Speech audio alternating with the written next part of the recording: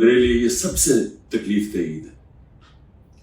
اور تکلیف دہ کیوں ہے کہ 10,000 کے ارد گرد، ہمیں ایگزیکٹ نمبر نہیں پتا کیونکہ ہمیں بتاتے نہیں ہیں اور ہر روز نئے لوگوں کو پکڑ لیتے ہیں، لیکن 10,000 کے ارد گرد ہمارے کارکنان جیلوں میں اور جیلوں میں برے حالات میں رکھے گئے ہیں.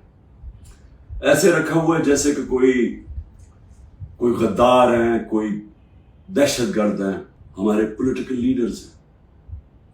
میں آج ان کو عید مبارک بھی کہتا ہوں، سلام بھی کرتا ہوں، کیونکہ ان کو صرف اس لیے جیلوں میں رکھا ہوا ہے اور ان کے اوپر ہر قسم کا پریشر ڈال رہے ہیں کہ بس وہ ایک لفظ ایک جملہ کہہ دے کہ جی میں تحریک انصاف چھوڑا، پھر سب کچھ معاف ہو جاتا ہے.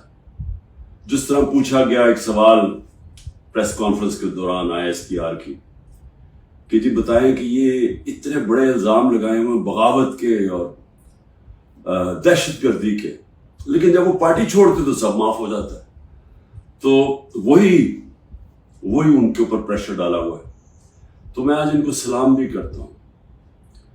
ہمارے خاص طور پہ جو خواتین، ابھی تک 50 خواتین صرف لاہور کے جیل میں، 16 لوگ ہمارے شہید ہوئے، گولیاں ماری گئی ان کو 9 مئی کے بعد.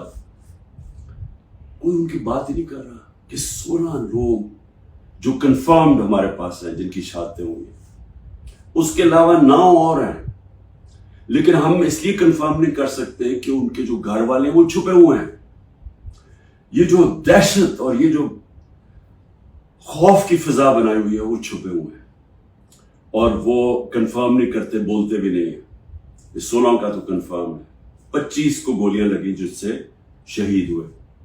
اس کے علاوہ دو نوجوانوں کی ٹانگیں کٹ گئی اور ایک کے پیٹھ پہ گولی لگی جس کی وجہ سے وہ پیرالائز ہو گیا، بیڈ ریڈن ہے مکمل طور پر. کوئی انویسٹیگیشن نہیں ہوئی، کوئی نام نہیں لیتا. بلڈنگ جلی، میں خود کہتا ہوں کہ ان کے جنہوں نے بلڈنگ جلائی ان کے خلاف ایکشن لینا چاہیے، انہوں نے جرم کیا.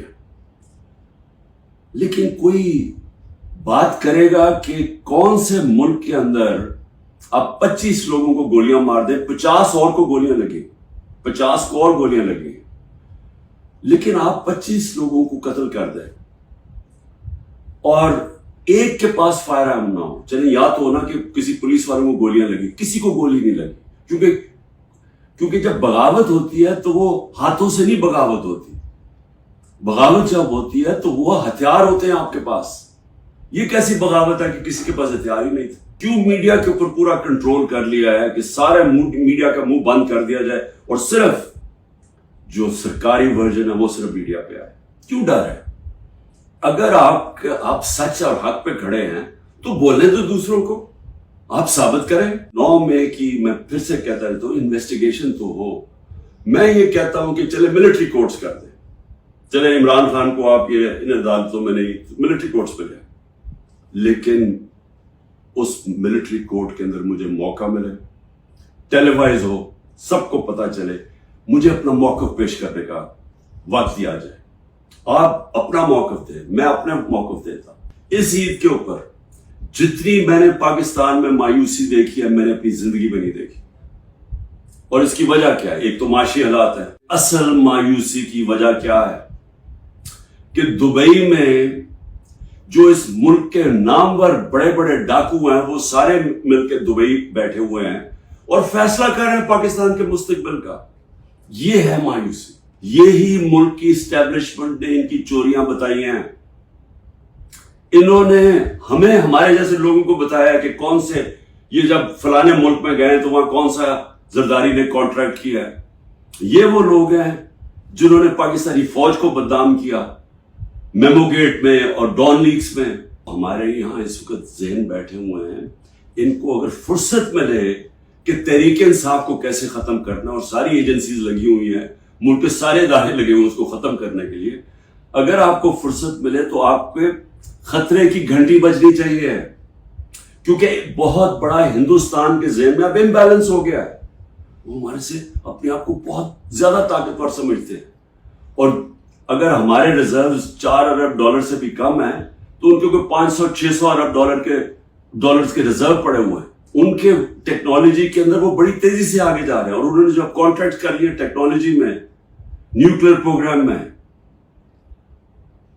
سوچ لیں کہ آگے وہ کدھر جا رہا ہے اور ہم کدھر پھنسے ہوئے ہیں. ہم پھنسے ہوئے ہیں کہ ایک پارٹی کو انجینئر کر کے تو ایک پولیٹیکل انجینئرنگ ہو جائے, کھچڑی پک جائے, اس پارٹی کو اتنی ووٹ, اس کو اتنی دے, اس کو تاکہ وہ سارے کنٹرول ہو جائیں اور اوپر بادشاہ سلامت ان کو کنٹرول کر سکے. سارے ملک کو سوچنا چاہیے, جس کی وجہ سے میں بار بار کہتا ہوں کہ میں اپنے لیے نہیں بات کر رہا, میں اپنی قوم کے لیے کہہ رہا ہوں کہ بات کریں. اس وقت جو اس وقت پاور تو اسٹیبلشمنٹ کے پاس ہے, ان کے پاس کیا پاور ہے؟ جب بھی الیکشن ہوگا میرا چیلنج ہے تحریک انصاف جیتے گی.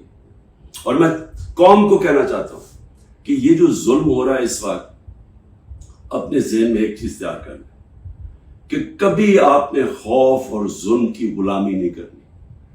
میری نظر میں یہ شرک ہے. میں ہر قربانی کے لیے تیار ہوں.